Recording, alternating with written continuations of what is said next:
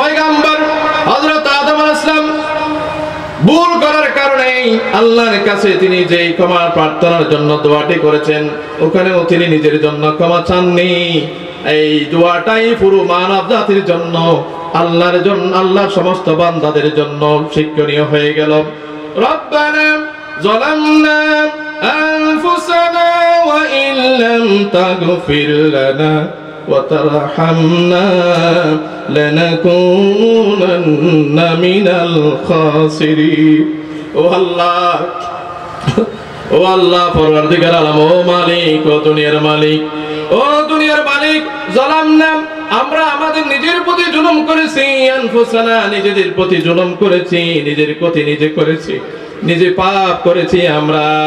আনফুসানা ওয়া ইল্লাম তাগফির লানা, তাগফিরলি বলে নাই, তাগফির লানা, তাগফিরলি ওয়া ইল্লাম ইয়াগফিরলি যদি বলা হয় নিজের দিকে হবে, কিন্তু তিনি বললেন ওয়া ইল্লাম তাগফির লানা, ও আল্লাহ আমাদেরকে যদি তুমি ক্ষমা না করো, তাগফির লানা ওয়া তারহামনা তুমি যদি রহম না করো, লানাকুনান্না মিনাল খাসিরিন। কিয়ামতের দিন, কিয়ামতের ময়দানে আমরা সবাই ক্ষতিগ্রস্তদের তালিকাভুক্ত হয়ে যাব।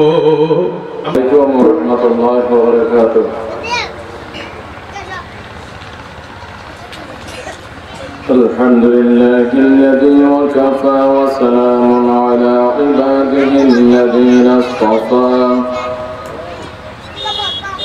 আম্মা বা'দু ফাআউযু বিল্লাহি মিনাশ শাইতানির রাজীম। বিসমিল্লাহির রাহমানির রাহিম।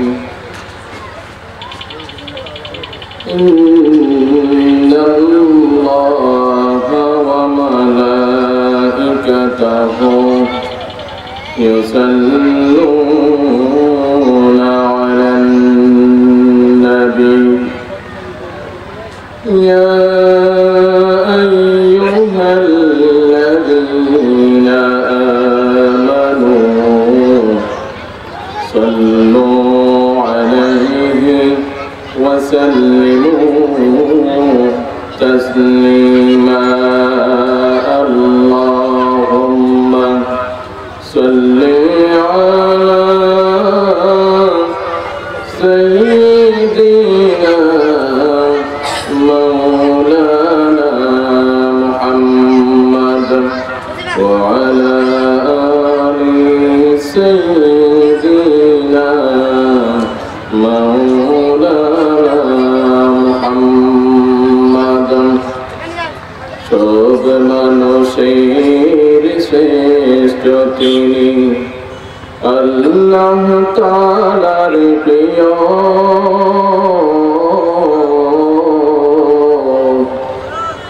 সবার কাছে তার সিরাতে অনুসরণীয়। করিমুস সাজায়া, করিমুস সাজায়া জামিলুশ শায়াম নবিউল ওয়ারায়া শফিউল উমাম। আল্লাহুম্মা সাল্লি আলা সাইয়্যিদিনা মাওলানা মুহাম্মাদ ওয়া আলা আলি সাইয়্যিদিনা মাওলানা মুহাম্মাদ। বালাগাল উলা বিকামালিহি কাশাফাত তুজা বিজামালিহি হাসানাত জামিআ খিসালিহি।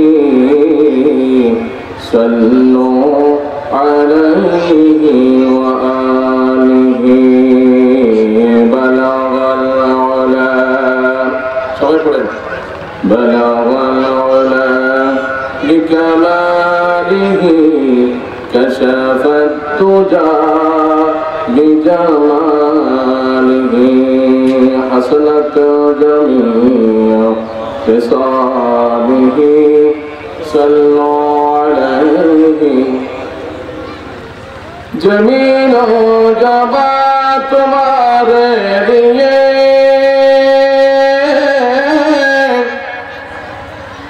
मकीनो मका तुम्हारे लिए जमीन जमा तुम्हारे लिए मकीनो मका तुम्हारे लिए चुनियो चुना तुम्हारे लिए बने दो जहां तुम्हारे लिए बला वला बिकमालिही कशफत तुजा بجماله حسنت جميع خصاله صلوا عليه بسم الله الرحمن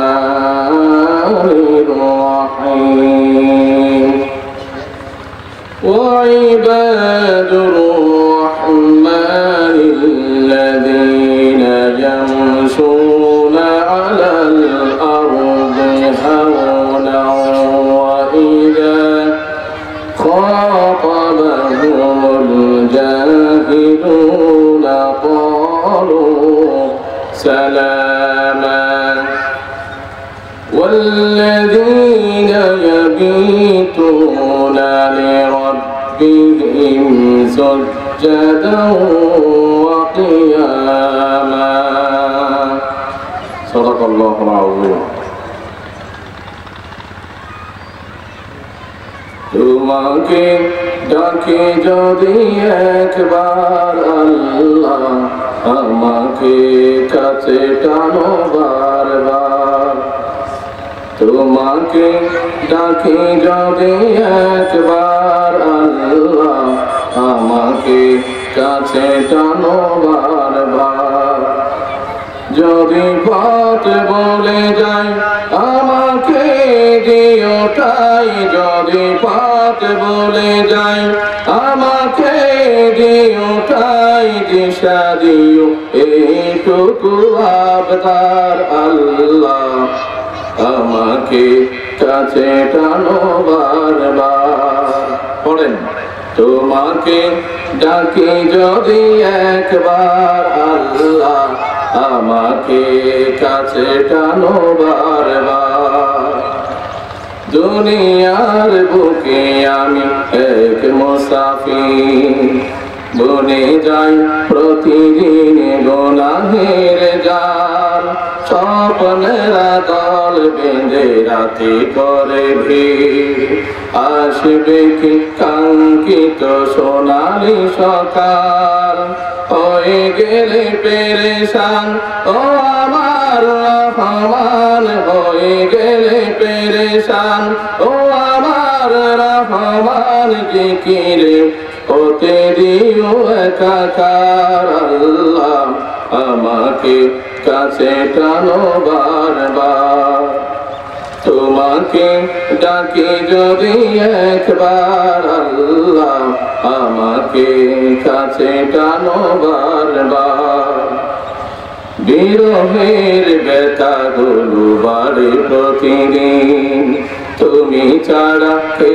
বলো করে দেবে দূর তোমার দয়া প্রভু জানি সীমাহীন তলবে তাও জেলে ইমানের নূর বেলা শেষে কেউ নেই সান্ত্বনা তোমাতেই বেলা শেষে কেউ নেই সান্ত্বনা তোমাতেই তুমি ছাড়া নেই কেউ এই আমার আল্লাহ আমাকে কাছে টানো বারবার তোমাকে ডাকি যদি একবার আল্লাহ আমাকে কাছে টানো বারবার তোমাকে ডাকি যদি একবার আল্লাহ আমাকে কাছে টানো বারবার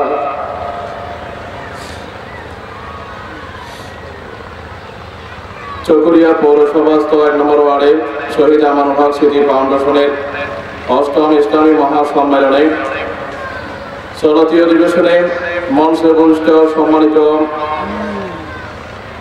মহতরম সভাপতি আমার পিতৃতুল্য শ্রদ্ধাভাজন শিক্ষক, যার হাতে আমার সাথে করি,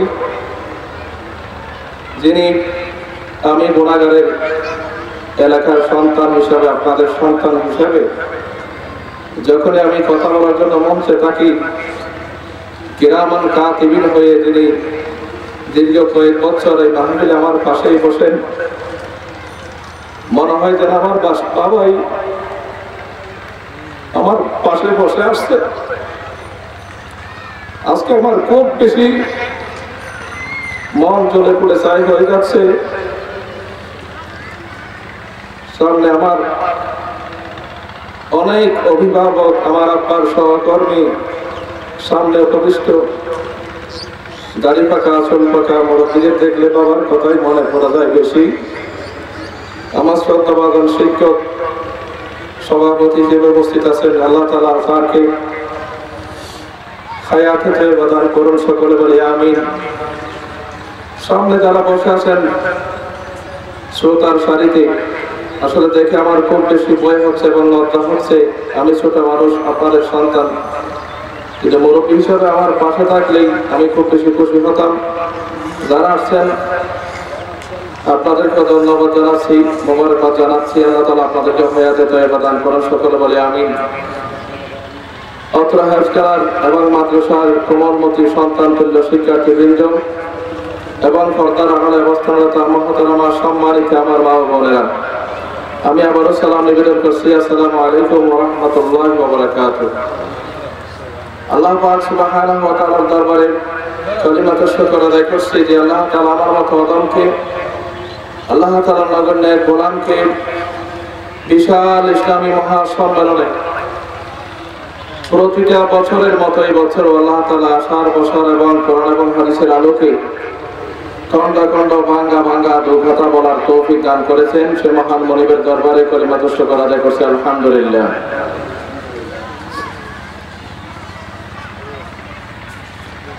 দরুদ ও সালাম নিবেদন করছি মানবতার মুক্তির দূত বিশ্বনবী মুহাম্মদ রাসূলুল্লাহ সাল্লাল্লাহু আলাইহি ওয়াসাল্লামের প্রতি। যারা কবরে শায়িত আছেন, বিশেষ করে যার স্মরণে, যার নামে এই ফাউন্ডেশনের নামকরণ করা হয়েছে, শহীদ আমানুল হক সাহেব চেয়ারম্যান, আমার মরহুম শহীদ আমানুল হক চেয়ারম্যান দাদা, তার সুযোগ্য সন্তান মরহুম সাইফুল ইসলাম, আমার মরহুম আব্বা আম্মা জ্যাঠা জেঠি, যত মুরব্বীগণ ইমানদার নর নারী এই কবরস্থানে শহীদ আছেন, আল্লাহ তাআলা তাদের সকলের কবরকে রওজাতুল মিন রিয়াজিল জান্নাতে পরিণত করুন, সকলে বলে আমিন। আল্লাহ তাআলা আমাদের সকলকে জান্নাতের আলা মাকাম দান করুন, সকলে বলে আমিন। সম্মানিত উপস্থিতি, আজকে অনেক গুরুত্বপূর্ণ প্রখ্যাত ইসলামী চিন্তাবিদগণ দাওয়াত করেছেন। এখানে যেসব বক্তাবৃন্দের নাম রয়েছে তার মধ্যে আমি হলাম ওনাদের একেবারে নগণ্য ছাত্রের সমতুল্য। আমি প্রফেশনাল বক্তা নয়, বক্তা হয়ে কথা বলার মতো যোগ্যতা অভিজ্ঞতা কোনোটাই আমার মধ্যে নেই। তবু আমার স্নেহাস্পদ ভাতিজা সহ অত্র সংগঠনের যারা সদস্য রয়েছে তারা সহ প্রতি বছরই মহব্বতের টানে, আন্তরিকতার টানে, ডাকুক বা না ডাকুক, এখানে আমার একটা হক আছে, আমার সেটা হকদার কেউ নেই। সেই কাতিরে হলেও 4-5 দিন ধরে শারীরিকভাবে অসুস্থ এবং মানসিকভাবে অসুস্থ, সবচেয়ে বড় আন্তরিকতার আমার একটা স্যাক্রিফাইস হচ্ছে। আজকে আমার একটা প্রোগ্রাম ছিল লামার আঙ্গাজিরি বার্ষিক সভা, অত্যন্ত মহব্বত করে দাওয়াত দিয়েছিল। পরে আমার মাথায় আসছে না, আমার এলাকায় মাহফিল, আমি না গেলে কি হবে। দোয়ার জন্য আমার আশা, ওই মাহফিলটা আমি ক্যান্সেল করেই হক আদায় করার জন্য আপনাদের কাছ থেকে দোয়ার জন্যই আমি আজকে এখানে এসে উপস্থিত হয়েছি। চেষ্টা করব আল্লাহ তাআলা এই নাপাক জবান থেকে যে কথাগুলো বের করব, সর্বপ্রথম আল্লাহ তাআলা যেন আমাকে আমল করার তৌফিক দেন, যারা শুনবেন তাদেরকেও যেন আল্লাহ তাআলা আমল করে জীবনটা ধন্য করার তৌফিক দেন। সকল বলে আমিন। সম্মানিত উপস্থিতি, সময় যেহেতু খুবই মুক্তসর, আমি একটা নির্ধারিত টপিকের উপরে কথা বলবো। আমরা সকলেই আল্লাহ তাআলার বান্দা, আমরা সকলেই আল্লাহ তাআলার গোলাম। আল্লাহ তাআলার প্রতি ঈমান আনয়ন করেছে, আল্লাহ তাআলার প্রতি ঈমান এনেছে এরকম বান্দা বা গোলাম থেকে স্পেশাল কিছু বান্দা আল্লাহ তাআলা বাছাই করেছেন, যাদেরকে আল্লাহ তাআলার কালামুল্লাহ শরীফের ভাষায় রহমানের বান্দা হিসেবে পরিচয় দান করেছেন। রহমান এটা আল্লাহর সিফাতি নাম। আল্লাহ তাআলা এমন কিছু কোয়ালিটি সম্পন্ন, গুণাবলী সম্পন্ন বান্দাদের কথা কোরআন মাজিদের মধ্যে এনেছেন, যাদের মধ্যে ওই গুণাবলীগুলো থাকলে আল্লাহ তাআলা তাদের জন্য জান্নাতের গ্যারান্টি দিয়েছেন। আলহামদুলিল্লাহ। আমি আপনাদের সম্মুখে ছোট্ট ছোট্ট দুই একটি কোরআন মাজিদের তেলাওয়াত আয়াত তেলাওয়াত করেছি সূরা ফুরকান থেকে। 63, 64, 65 এবং এরপর আরো অন্যান্য আয়াত আছে। সূরা ফুরকানের শেষের দিকে আয়াত ধারাবাহিকভাবে কতগুলো আয়াত রয়েছে। এই আয়াতগুলোর মধ্যে আল্লাহ তাআলার রহমানের বান্দার পরিচয় এবং কোন গুণগুলো থাকলে, কোন কোয়ালিটিগুলো থাকলে রহমানের বান্দা হওয়া যায়, আর ওই গুণগুলো থাকলে আল্লাহ তাআলা তাদেরকে জান্নাতের গ্যারান্টি দিয়েছেন। আলহামদুলিল্লাহ। জান্নাতে প্রবেশ করবে, তাদেরকে সম্মানিত করা হবে, জান্নাতে আলাদা একটা ঘর তৈরি করে দেওয়া হবে এবং আল্লাহ তাআলার জান্নাতের ফেরেশতাদেরকে দিয়ে তাদেরকে সাদর সম্ভাষণ সংবর্ধনা দিয়ে, ফুলের শুভেচ্ছা দিয়ে তাদেরকে জান্নাতে সংবর্ধনা দিবেন। সুবহানাল্লাহ। এই গুণগুলো আমাদের মধ্যে আছে কিনা, বা যদি নাও থাকে তাহলে আমরা এখান থেকে আজকেই শিক্ষা নেওয়ার উদ্দেশ্যে আমাদের কথাগুলো বলা হবে এবং শোনা হবে ইনশাআল্লাহ। আল্লাহ পাক রব্বুল আলামিন কালামুল্লাহ শরীফের সূরা ফুরকানের 63 নম্বর আয়াতে আল্লাহ তাআলা ইরশাদ করেন, ওয়াইবাদুর রহমান ওয়াইবাদুর রহমানিল্লাযীনা ইয়ামশুনা আলাল আরদি হাওনাও ওয়া ইযা খাতাবাহুমুল জাহিলুনা ক্বালু সালামা। রহমানের বান্দা যদি হতে চাও, রহমানের বান্দা হওয়ার জন্য রহমানের বান্দার প্রথম যে কোয়ালিটি, প্রথম যে গুণ, প্রথম যে বৈশিষ্ট্য, সেই বৈশিষ্ট্য হচ্ছে আল্লাহ তাআলা বলেন রহমানের বান্দা হলো তারা ওয়াইবাদুর রহমানিল্লাযীনা ইয়ামশুনা আলাল আরদি। রহমানের বান্দারা যখন পৃথিবীতে চলাফেরা করে তখন তারা নিদম্ব করে চলাফেরা করে না, হাওনা, তারা বিনয়িতার সাথে চলাফেরা করে। আমি খুব সংক্ষেপে কথাগুলো বলবো ইনশাআল্লাহ। রহমানের বান্দার প্রথম গুণ হলো রহমানের বান্দারা, আল্লাহর নেক বান্দারা, তারা অহংকারী হয় না, তারা বিনয়ী হয়। তাহলে এক নম্বর আমরা প্রথমে জানতে পারলাম রহমানের বান্দা হলো তারা অহংকারী না হয়ে বিনয়ী হয় যারা। রহমানের বান্দার এক নম্বর গুণ বা বৈশিষ্ট্য হচ্ছে তারা হয় বিনয়ী, নিরহংকার হয়।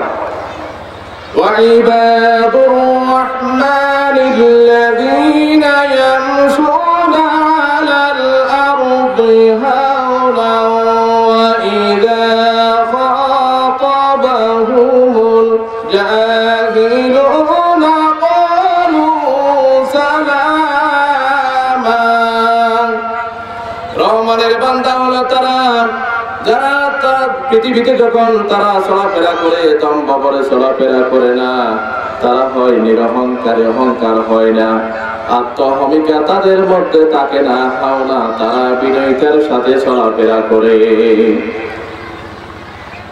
বিনয়ী আল্লাহ রাসূল সাল্লাল্লাহু আলাইহি ওয়াসাল্লাম ছিলেন বিনয়ী, অহংকারী ছিলেন না। আল্লাহ পাক রব্বুল আলামিন কালামুল্লাহ শরীফের সূরা লুকমানে বলেছেন, বিভিন্ন জায়গায় বলেছেন, যারা পৃথিবীতে লম্বা বড় অহংকার করে চলবেন আল্লাহ তাদেরকে ভালোবাসেন না। আল্লাহ তাআলা বলেন, ওয়ালা তামশি ফিল আরদি মারহা, খবরদার তোমরা পৃথিবীতে লম্বা বড় অহংকারে ভরে চলাফেরা করো না। ওয়ালা তামশি ফিল আরদি মারহা, তোমরা যখন পৃথিবীতে চলাফেরা করবে তখন তোমরা অহংকারী হয়ে লম্বা বড় তোমরা চলাফেরা করো না।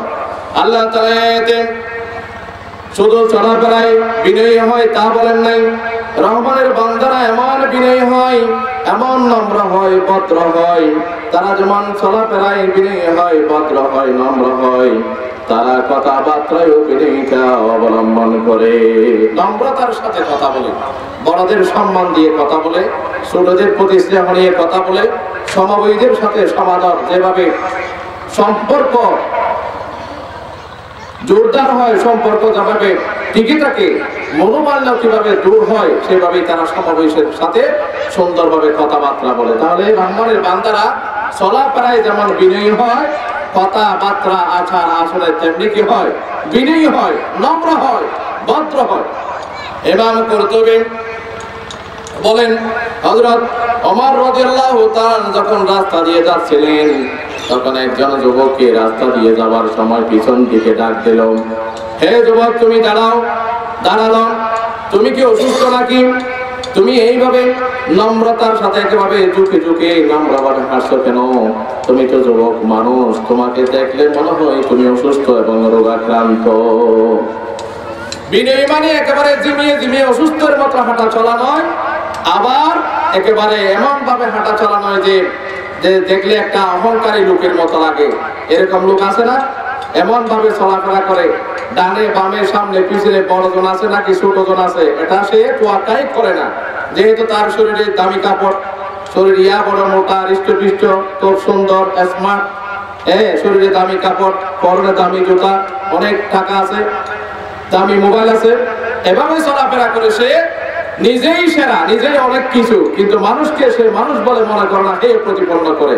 ওয়ালা তুসাগির হাত্তাকালিন নাস ওয়ালা তামশি ফিল আরদি মারহা। আল্লাহ তাআলা বলেন, তোমরা পৃথিবীকে দম্ভ ভরা চলাফেরা করো না এবং মানুষকে হেয় তুচ্ছ তাচ্ছিল্য করে তুমি নিজেকে এভাবে চলাফেরা করায় না, নিজেকে পরিচালনা করো না। তাহলে রহমানের বান্দারা বিনয়ী হয়। বিনয়ী মানে একেবারে অসুস্থ নয়, অসুস্থের মতো নয়, আবার অহংকারীও নয়। অহংকার থেকে মুক্ত থাকে, ভদ্রতা এবং নম্রতার সাথে চলাফেরা কথাবার্তা হয়। তাহলে যারা আল্লাহর নেককার বান্দা, নেককার বান্দার গুণাবলী, প্রথম গুণাবলী হচ্ছে তারা কি হয়, বিনয়ী হয়। তারা কি হয়, বিনয়ী হয়, নম্র হয়, ভদ্র হয়। চাল চলন, কথাবার্তা, চলাফেরা সব কিছুতে তারা হয় বিনয়ী। আল্লাহ রাসূল সাল্লাল্লাহু আলাইহি ওয়াসাল্লাম যখন চলাফেরা করতেন, রাস্তা দিয়ে হাঁটতেন, এমন ভাবে হাঁটতেন যেন একটা নববধূ ঘুমটা দিয়ে রাস্তা দিয়ে চলাফেরা করছে। সুবহানাল্লাহ। আল্লাহ রাসূল কিভাবে হাঁটতেন? ডান দিক দিয়ে হাঁটতেন, এভাবে তিনি পা বাড়াতেন, সামনের দিকে পাটা ঝুঁকাতেন যেন আস্তে আস্তে। আমরা এই সিঁড়ি বেয়ে উপর থেকে নামি না, আস্তে আস্তে পা ফেলি নাকি জোরে জোরে পা ফেলি? আল্লাহর হাবিব মুহাম্মদ রাসূলুল্লাহ সাল্লাল্লাহু আলাইহি ওয়াসাল্লাম রাস্তা দিয়ে যখন তিনি চলাফেরা করতেন এইভাবে তিনি পা ফেলতেন খুব ধীরে ধীরে, আস্তে আস্তে, যাতে মাটির মধ্যেও কোনো ধরনের আঘাত না লাগে। আমরা উপর থেকে যখন নিচের সিঁড়ি বেয়ে নামি খুব সতর্কতার সাথে আস্তে আস্তে পা ফেলি, ঠিক কিনা?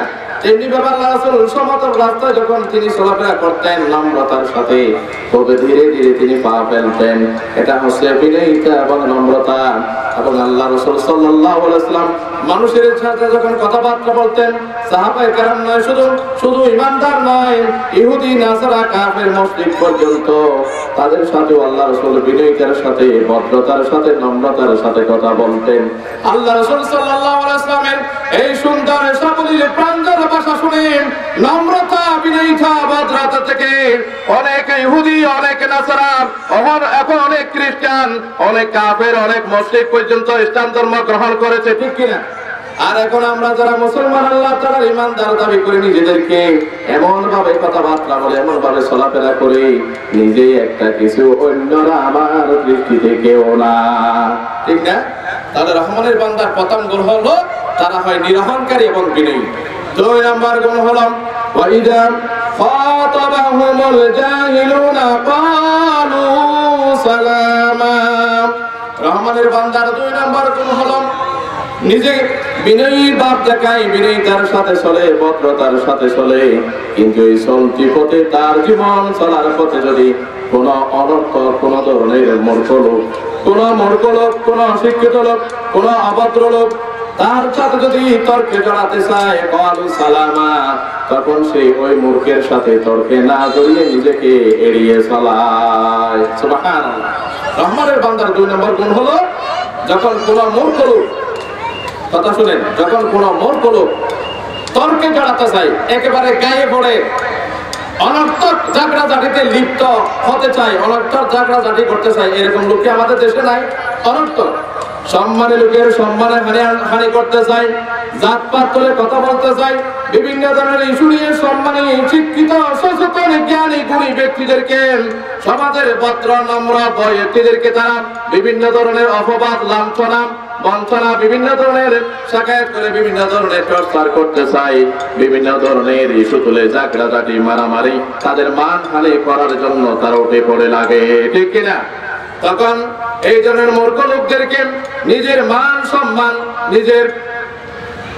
মান সম্মান আত্মমর্যাদাকে বাঁচিয়ে রাখার জন্য, তর্ক থেকে নিজেকে বাঁচার জন্য তারা ওয়াইদা খাতাবাহুমুল জাহিলুনা ক্বালু সালামা, তাদের সাথে তর্কে না জড়িয়ে, সালাম শব্দের অর্থ এখানে বোঝা হয়েছে ওই ফাসাদ, ওই তর্ক বিতর্ক থেকে নিজেকে দূরে সরিয়ে রাখে।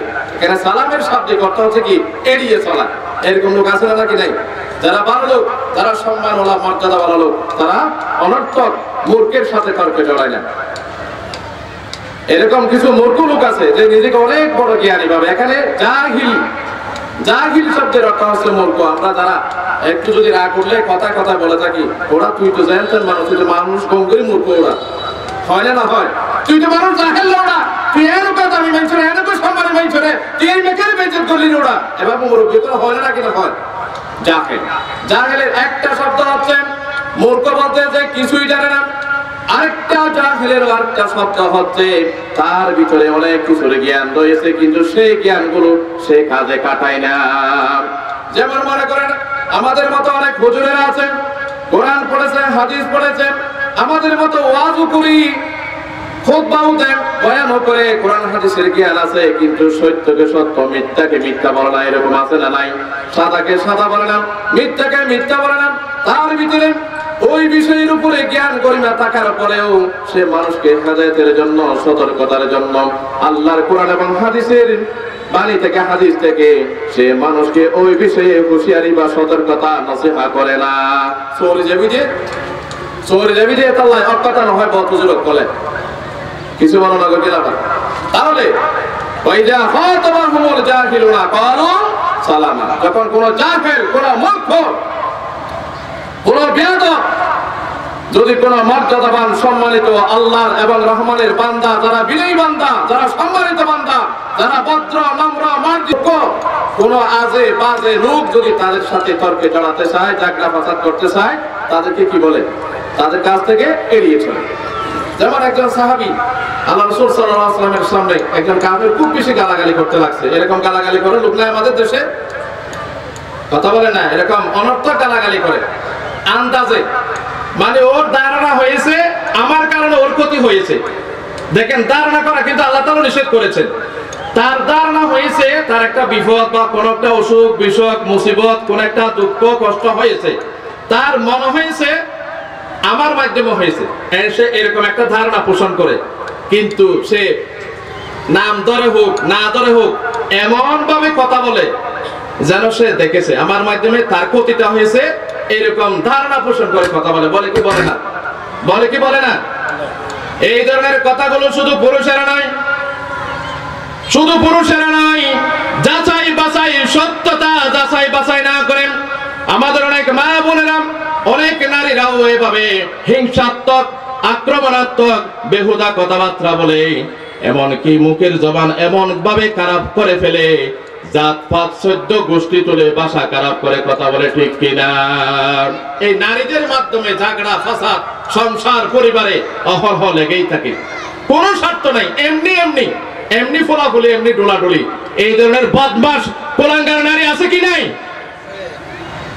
তাদের কারণে ফাসাদ সৃষ্টি হয়। অনর্থক বলে, এই অমুকের কারণেই আমার এই অবস্থা, তোমার কারণে আমার এই অবস্থা। এমনকি যাকে নিয়ে সংসার করে সেও যদি মানবিক কারণে একটু নীরব থাকে, তাকেও জাটকায়, এই তোমার মতো জামাইকে, তোমার মতো লোককে স্বামী হিসাবে গ্রহণ করে আমার কপালের দুঃখ লেগেছে, এরকম বলে কি বলে না? এটা মূর্খতা ছাড়া আর কিচ্ছুই নয়, এটা মূর্খতা ছাড়া আর কিচ্ছু নয়। যারা আল্লাহ তাআলার নেক গোলাম, যারা রহমানের বান্দা, তারা বিনয়ী হয়, নম্র হয়, ভদ্র হয়, মূর্খের সাথে তর্কে জড়ায় না। ওই মূর্খের কথাবার্তা, ঝগড়াঝাটি, তর্ক থেকে নিজেকে বাঁচিয়ে রাখে। রহমানের বান্দার 3 নম্বর গুণ, 3 নম্বর গুণ হলাম ওয়াল্লাযীনা ইয়াবিতুনা লিরাব্বিহিম সুজদান ওয়া কিয়ামা। রহমানের বান্দার 3 নম্বর গুণ হলো, রহমানের বান্দা হলো তারা যারা রাত্রি বেলায় সিজদাবনত থাকে তারা। সুবহানাল্লাহ বলবেন না? ওয়াল্লাযীনা ইয়াবিতুনা লিরাব্বিহিম সুজদান ওয়া কিয়ামা, সুজদান ওয়া কিয়ামা। রহমানের বান্দা হলো তারা যারা সারাটা দিন ক্লান্ত শ্রান্ত হয়ে ব্যবসা বাণিজ্য পরিশ্রম খাটুনি অক্লান্ত পরিশ্রম করেন।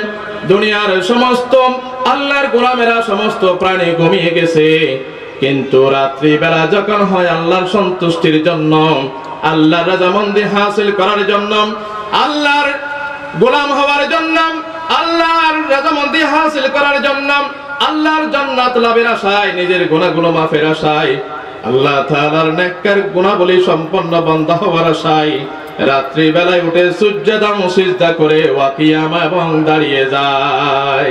সুবহানাল্লাহ। এরকম আল্লাহর বান্দারা আছে নাকি নাই? এখানে তো ফরজ নামাজ আমাদের জন্য ফরজ। হয়তো আজকে সকাল থেকে আমার মনে হয় আলোচনা চলছে, বিভিন্ন বক্তাগণ বিভিন্ন বিষয়ে কথা বলেছে, নামাজের বিষয়ে হয়তো বলেছে। আমার যতটুকু ধারণা, এমন কোন মাহফিলে যে মাহফিলে হুজুরেরা নামাজ সম্পর্কে বলে না। 5 ওয়াক্ত নামাজ আমাদের জন্য ফরজ, ফরজ না? 5 ওয়াক্ত নামাজ পড়লে আল্লাহও দেখে, মানুষেও দেখে, ইখলাসের সাথে পড়ুক অথবা মানুষে দেখার সাথে পড়ুক, খুলুসিয়ত থাকুক অথবা না থাকুক, এটা দুনিয়ার মানুষেও দেখে, আল্লাহও দেখে। যখন কোনো বান্দা রাত্রি বেলায় তাহাজ্জুদ পড়ার জন্য উঠে যায়, আল্লাহর সন্তুষ্টির জন্য উঠে যায়, পৃথিবীর কোনো প্রাণী দেখে না, পৃথিবীর কোনো প্রাণীকে দেখানোর জন্য রাত অতিবাহিত করে না। এমনও আল্লাহর গোলামেরা আছেন, এই পুষ মাঘ মাসের রাতে কম্বল মুড়িয়ে ঘুমে থাকা বান্দাদের মধ্যে কাঁথা কম্বল ফেলে দিয়ে আল্লাহর এই রহমানের গোলামেরা তাহাজ্জুদ নামাজ পড়ার জন্য উঠে যায়, ঠিক কিনা? এই তাহাজ্জুদ নামাজে দাঁড়িয়ে যায়। আল্লাহর হাবিব মুহাম্মদুর রাসূলুল্লাহ সাল্লাল্লাহু আলাইহি ওয়াসাল্লাম তিনি নিয়মিত তাহাজ্জুদ নামাজে দাঁড়িয়ে যেতেন। আল্লাহ তাআলা বিভিন্ন ভাবে কোরআন মাজিদের তেলাওয়াত আয়াত নাযিল করেছেন। আল্লাহ তাআলা বলেন, ইয়া আইয়ুহাল মুযাম্মিল কুমিল লাইলা ইল্লা ক্বালিলা, ইয়া আইয়ুহাল মুযাম্মিল কুমিল লাইলা ইল্লা ক্বালিলা নিসফাহু আও ইনকুস মিনহু ক্বালিলা আও জিদ আলাইহি ওয়ারাত্তিলিল কুরআনা তারতিলা। আল্লাহ তাআলা আবার সূরা মুদ্দাসসিরের শুরুতেই বলে দিলেন, ইয়া আইয়ুহাল মুদ্দাসসির কুম ফাআনজির ওয়া রাব্বাকা ফাকাব্বির। আল্লাহ তাআলা এই জায়গায় বলেন, ওয়া মিনাল লাইলি ফাতাহাজ্জাদ বিহি নাফিলাতাল লাক আসা আন ইয়াবআসাকা রাব্বুকা মাকামান মাহমুদা। হে নবী, আপনি রাতের কিছু অংশ বাকি থাকতে উঠুন, মহান রবের নামে, যে রব আপনার উপরে কোরআন নাযিল করেছে, সেই আপনি তারতিলের সাথে আপনি কোরআন তেলাওয়াত করুন, কোরআন তেলাওয়াতে আপনি সময়টা কাটান। সুবহানাল্লাহ। হতে পারেন আল্লাহ তাআলা এই তাহাজ্জুদ নামাজের উসিলায়, এই নামাজের উসিলায় আল্লাহ তাআলা আপনাকে আপনার সম্মান এবং মর্যাদা আরো বাড়িয়ে দিতে পারেন। তাহলে রহমানের বান্দারা দিনের বেলায় অক্লান্ত পরিশ্রম করে কাজের, ব্যবসা, চাকরির, বাকরির ফাঁকে ফাঁকে যখন ৫ ওয়াক্ত নামাজের আযান হয় তখন তারা আল্লাহর ডাকে, আল্লাহর ডাক শুনে হাইয়া আলাস সালাহ, এইভাবে যখন মসজিদ থেকে হাইয়া আলাস সালাহ নামাজের দিকে আসো, হাইয়া আলাল ফালাহ কল্যাণের দিকে আসো, মঙ্গলের দিকে আসো বলে যখন ডাক দেন, তেমনি কাজের ফাঁকে ফাঁকে, চাকরির ফাঁকে ফাঁকে, যে শ্রম করে পরিশ্রমের ফাঁকে ফাঁকে আল্লাহরকে যেমন হাজিরা দেন, তেমনি রাত্রি বেলায় আর রহমানের বান্দারা পৃথিবীর কেউ দেখে না, সমস্ত প্রাণীগুলো সৃষ্টিগুলো ঘুমিয়ে পড়ে, জিমিয়ে পড়ে পৌষ মাঘ মাসের শীতে আল্লাহর সন্তুষ্টি অর্জনের জন্য তাহাজ্জুদে দাঁড়িয়ে যায়। তাহাজ্জুদের যাই নামাজে মরণ দিও প্রভু আমায়, একামতে দিনের কাজে কবুল করে নিও আমায়। তাহাজ্জুদের যাই নামাজে কবুল করে নিও আমায়, মরণ দিও প্রভু আমায়, একামতে দিনের কাজে কবুল করে নিও আমায়। তাহলে রহমানের বান্দার ৩ নম্বর গুণ, রহমানের বান্দা হলো তারা, রহমানের বান্দা হলো তারা রাত্রি বেলায় তাহাজ্জুদে দাঁড়িয়ে যায় যারা। আল্লাহর হাবিব মুহাম্মদ রাসূলুল্লাহ সাল্লাল্লাহু আলাইহি ওয়াসাল্লাম যখন রাত্রি বেলায় তাহাজ্জুদ নামাজে দাঁড়িয়ে যেতেন, এইভাবে তিনি তাহাজ্জুদ নামাজে দাঁড়িয়ে যেতেন। মা আয়েশা রাদিয়াল্লাহু তাআলা তিনি সাক্ষী দিলেন যে আল্লাহর হাবিব যখন যখন নামাজে দাঁড়াতেন তাহাজ্জুদ নামাজে, তখন আল্লাহর হাবিবের পা মোবারক ফুলে যেত। আল্লাহ, আল্লাহর হাবিবের পা মোবারক ফুলে যেত। মা আয়েশা রাদিয়াল্লাহু তাআলা তিনি আবারও এটাও সাক্ষী দিলেন, যখন তিনি নামাজে দাঁড়িয়ে যেতেন, সিজদায় যেতেন, আমার খুব বেশি ভয় হতো, আমার মনে অনেক কিছু এসে যেত, আল্লাহর হাবিব দুনিয়া আছে কিনা এটা আমার অনেক কিছু, কত কিছু যে মনের মধ্যে আসতো। যতক্ষণ আমি যদি এই পায়ের গোড়ালিতে বা বৃদ্ধাঙ্গুলি বা কোন একটা আঙ্গুলের অংশ যদি চিমটি দিই, চিমটির সাথে যদি একটু নড়াচড়া অনুভব করি, তখনই আমার মনটা হালকা হয়ে যেত। সুবহানাল্লাহ। আমরাও নামাজ পড়ি, আল্লাহর হাবিবও নামাজ পড়েন, ফরজ ইবাদত। আল্লাহ রাসূল তাহাজ্জুদ নামাজে দাঁড়িয়ে যেতেন, পা ফুলে যেত, এমন ভাবে সিজদায় থাকতেন আল্লাহর সন্তুষ্টির জন্য, আল্লাহর কাছে নিজেকে এভাবেই নত হতেন যেন মা আয়েশা রাদিয়াল্লাহু তাআলা বলেন আমার অন্য কিছু মনে হতো। এখন অন্য কিছু মানে বুঝলেন তো, আল্লাহ রাসূল দুনিয়ায় আছে কি নাই এটা আমার সন্দেহ হয়ে যেত। কিন্তু আমরা এমন পড়া কপাল মানুষ, আমরা নামাজ পড়ি ঠিকই, কিন্তু আমার পিছনে কোন লোক কিভাবে সিজদা দেয় সেটাও জানি, আমার পাশে হাত কে কোথায় বাঁধছে সেটাও জানি, কে সিজদা কিভাবে দিয়েছে না দিয়েছে এটাও জানি। ঠিক কিনা? ঠিক কিনা? তাহলে রহমানের বান্দা হলো তারা তাহাজ্জুদে দাঁড়িয়ে আল্লাহর সন্তুষ্টির জন্য রাত অতিবাহিত করে যারা। সুবহানাল্লাহ। রহমানের বান্দার ৪ নম্বর গুণ, রহমানের বান্দারা শুধু তাহাজ্জুদে দাঁড়িয়ে যায়, শুধু নিজের আমল ভালো করতে চায় তা নয়, রহমানের বান্দারা নিজের জন্য যেমন নেক আমলের চেষ্টা করে, আমলদার হওয়ার জন্য, নেকি অর্জন করার জন্য যেমন চেষ্টা করে, তেমনি তারা নিজের জন্য নয়, শুধু সব মুমিনদের জন্য, আল্লাহর অন্যান্য সকল বান্দাদের জন্য আল্লাহর কাছে মাফ চায়। জাহান্নাম থেকে মুক্তির জন্য আল্লাহর কাছে কি চায়? মাফ চাই। দেখেন যারা আসলে ঈমানদার, যারা ঈমানদার তারা শুধু নিজের স্বার্থের চিন্তা করে না, যারা ভালো লোক, যারা সৎ লোক, যারা ঈমানদার, যারা রহমানের বান্দা শুধু নিজের স্বার্থের চিন্তা করে না, তারা অন্যান্য নেককার বান্দাদের, আল্লাহ তাআলার অন্যান্য বান্দাদের চিন্তাও তারা করে। ঠিক কিনা? আল্লাহ তাআলা বলেন ওয়াল্লাযীনা ইয়াকুলুনা রাব্বানা সরিফ عنا عذاب جهنم إن عذابها كان غراما আল্লাহ তাআলা বলেন রহমানের বান্দা হলো তারা যারা নিজে আমল করে নিজে আল্লাহর কাছে জান্নাত কামনা করে তেমনি ভাবে তার আরেকজন ঈমানদার ভাইয়ের জন্য আল্লাহ তাআলার অন্যান্য বান্দাদের জন্য জাহান্নাম থেকে মুক্তির জন্য আল্লাহর কাছে গুনাহ মাফ চাই আল্লাহর কাছে গুনাহ মাফ চাই প্রত্যেক পয়গম্বর প্রত্যেক নবী রাসূল তার উম্মতের জন্য আল্লাহর কাছে ক্ষমা চেয়েছেন শুধু নিজের জন্য চাইনি আদম আলাইহিস সালাম রব্বানা যালামনা বলে ডাক দিয়েছে নাকি রব্বি রব্বি জালামনি বলছে আমরা করি কি করি না দোয়া এরকম করি কিনা প্রত্যেক নবী রাসূল তার কওমদের জন্য দোয়া করেছেন তেমনি ভাবে যারা রহমানের বান্দা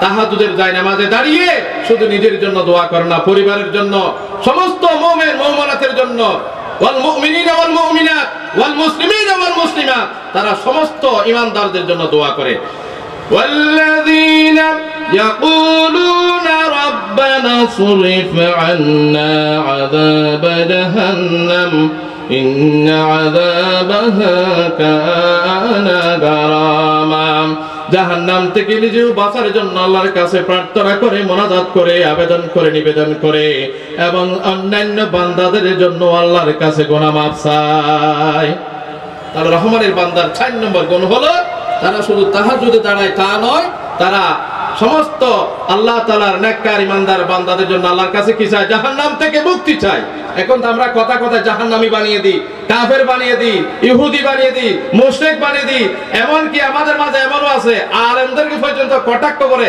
ওদিকে কি মলই নে ইদি কি তলই নে ইদি কেন মলই ইদি কেন এই ধরনের কথাবার্তা বলে আলেমদেরকে বেইজ্জতি বেহুরমতি বলে অশালীন ভাষায় কথাবার্তা বলে কিনা অশালীন ভাষায় কথাবার্তা বলে এই ধরনের বিয়াদবরা কখনো আল্লাহর নবীর সুপারিশ প্রাপ্ত হবে না কারণ আল উলামা ওয়ারাসাতুল আম্বিয়া উলামায়ে কেরাম হক্কানি রব্বানি উলামায়ে কেরাম হচ্ছে কার ওয়ারিস নবী রাসূলের ওয়ারিস পয়গম্বরের ওয়ারিস আর এই সমস্ত হক্কানি রব্বানি আলেম উলামা যারা কোরআন হাদিস পড়েছে কোনো ক্ষতি করে নাই কোনো কিচ্ছু করে নাই তারপরেও তারা বাপ দাদা 14 গোষ্ঠীর নাম তুলে আলেমদেরকে বিশুদ্ধ করে কথা বলে এই ধরনের বেয়াদব নারী এবং পুরুষ এই সমাজে বসবাস করছে কিন্তু যারা রহমানের বান্দা তারা কোন নেককার বান্দাদেরকে আল্লাহর বান্দাদেরকে তারা অভিশাপ দেয় না বরং তারা আল্লাহর কাছে তাদের গুনাহের জন্য জাহান্নাম থেকে বাঁচার জন্য আল্লাহর কাছে তারা দরখাস্ত পেশ করে সুবহানাল্লাহ রহমানের বান্দার 5 নম্বর গুণ সময় শেষ না হ্যাঁ তাহলে ঠিক আছে বাস মাগরিবের সময় হয়েছে আমি আপনাদের সম্মুখে রহমানের বান্দার 7টি মাত্র গুণাবলী বলেছি কয়টি নাম্বার 1 রহমানের বান্দার প্রথম নম্বর কোয়ালিটি হলো তারা কি বিনয়ী হয় ভদ্র হয় অভদ্র হয় না 2 নম্বর হলো তারা কোনো মূর্খের সাথে তর্কে জড়ায় না 3 নম্বর হলো তারা তাহাজ্জুদ নামাজে রাত অতিবাহিত করে কার সন্তুষ্টির জন্য আল্লাহর সন্তুষ্টির জন্য শুধু তা নয় 4 নম্বর গুণ হলো তারা নিজেও জাহান্নাম থেকে আল্লাহর কাছে রেহাই চায় এবং সমস্ত ঈমানদার মুমিন মুমিনাতের জন্য আল্লাহর কাছে কি চায় জাহান্নাম থেকে মুক্তির জন্য তারা প্রার্থনা করে আল্লাহ তাআলা আমাদেরকে এই 4টি গুণাবলী অর্জন করে রহমানের বান্দা হওয়ার তৌফিক দান করুন সকলে বলে আমিন এইভাবে আমি 12টি বলার জন্য রেডি হয়েছিলাম এই 12টি গুণাবলী যাদের ভিতরে থাকবে আল্লাহ তাআলা তাদেরকে জান্নাত দান করবেন জান্নাতে একটি ঘর তাদের জন্য স্পেশালি দান করবেন এবং ফেরেশতাদের মারফতে তাদেরকে সাদর সম্ভাষণ ফুলের শুভেচ্ছা দিয়ে তাদেরকে জান্নাতে মেহমানদারি করবেন সুবহানাল্লাহ আল্লাহ তাআলা আমাদের সকলকে এই কথাগুলো আমল করে নিজের জীবনটা ধন্য করার রহমানের বান্দা হওয়ার এবং আল্লাহ তাআলার স্পেশাল এই জান্নাতের ভাগীদার হওয়ার তৌফিক দান করুন আমিন পরিশেষে আমি আপনাদের সকলের কাছ থেকে আমার এই বাংলা কথাগুলো যদি ভুল ত্রুটি হয়ে থাকে মাফ চাই আপনার কাছে মাফ চাই আমি আবারও বলছি আমি আপনাদের সন্তান আপনাদের ভাই আমি আবারও স্যারের কাছ থেকে দোয়া চাচ্ছি এখানে সামনে যারা আছেন আমার বাবার বয়সী আমি সকলের কাছ থেকে দোয়া চাই আমার আলহামদুলিল্লাহ আমার 4টা মেয়ে আছে আমার 4টা মেয়ের জন্যই আপনাদের সকলের কাছে দোয়া চাই আল্লাহ তাআলা যেন আমার এই হায়াত থাকা অবস্থায় সম্মান এবং মর্যাদার সহিত যেন আমার মেয়েগুলোকে ফসল পাত্রস্থ করি কোন ধরনের অশালীন কোন ধরনের অসম্মান অমর্যাদার কাজে যেন আল্লাহ তাআলা আমাকে লিপ্ত না করেন সমস্ত আফত মুসিবত সমস্ত দুর্ঘটনা থেকে আল্লাহ তাআলা আমাকে রেহাই দান করেন আমার মা বোন সহ সকলের প্রতি আমি দোয়া চেয়ে আমার মরহুম আব্বা আম্মার জন্য দোয়া চেয়ে আমার আলোচনা শেষ করছি। আসসালামু আলাইকুম ওয়া রাহমাতুল্লাহি ওয়া বারাকাতুহু।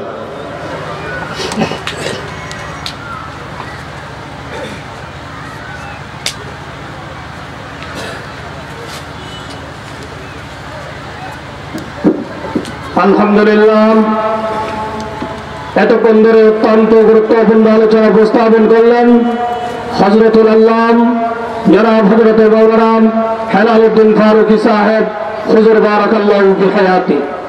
সর্বস্তরের দিনদার ইমানদার মুসলিম তাওহীদি জনতা, এখন মাগরিবের আজান হবে। আজানের পরপরই আজকের এই বিশাল ইসলামী মহাসম্মেলনের চতুর্থ অধিবেশন শুরু করবে ইনশাআল্লাহ।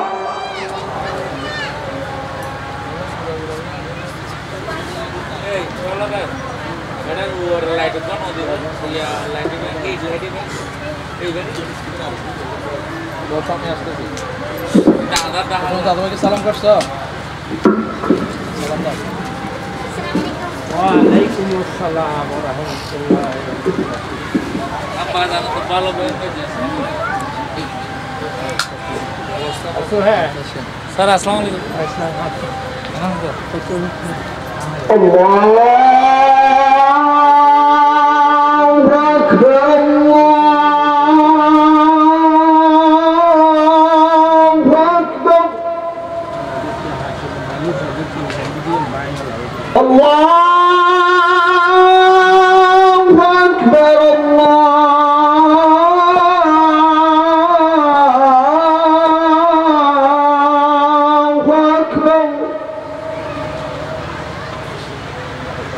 أشهد أن لا إله إلا الله،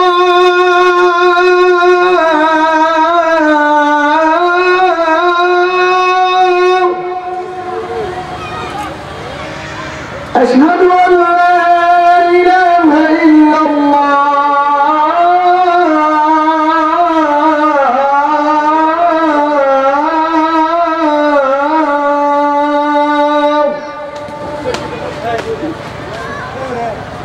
أشهد أن محمدا رسول الله،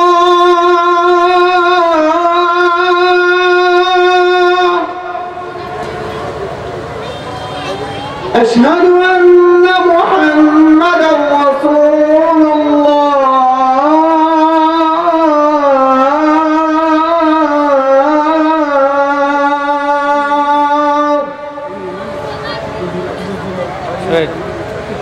حي على الصلاة،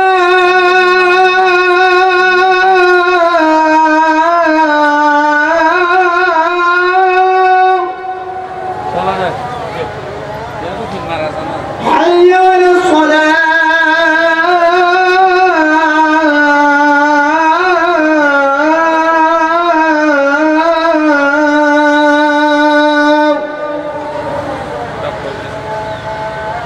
حي على الفلاح،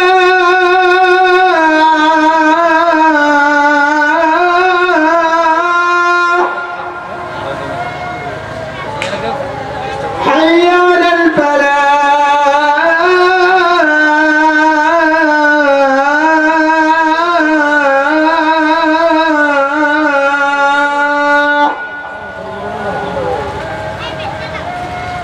الله أكبر، الله أكبر، لا إله إلا الله.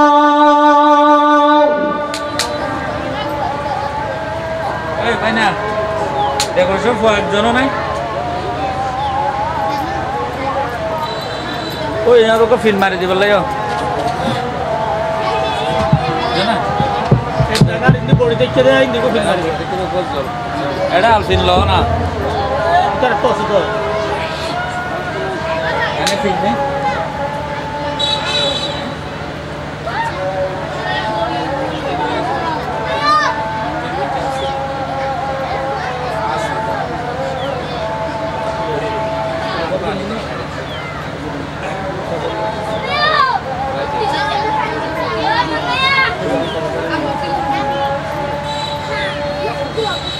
আমাদের সানা আলফিন হদে এডে আলফিনানি এর মারি দে বডি দেখে নানারি ওটা বডি এর ইক্কে দেখে দেনা না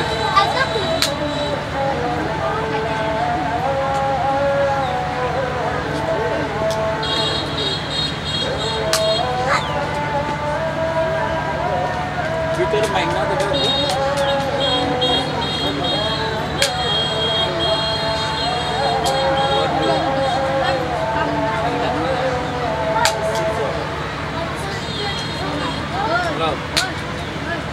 बैनर दिए बैनर ये बॉडी देख के दूसरा अल्फिनानी यार बैनर यार कैसे तो बोले शामिल ना अरे बातास हम बैनर का दिया बोना अरे कर सकता है फोन करे होता है उजुर बना उजुर रोते लाइट को दिया मुझे कारण अरे अंधार हेलोजन लाइट होती है स्टेज हैं ऐसे अच्छा हाँ बोल अच्छा दे दो ना अरे 70 बार ऐसा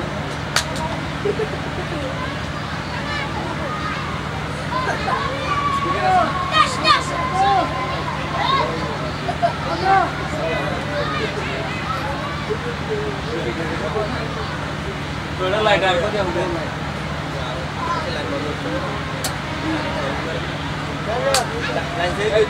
लाइसेंस जो अभी आगे फोन और यार का अल्फिनियन मार के साथ है चल ना बोलो कोई कैसे पकड़ो ना आ सब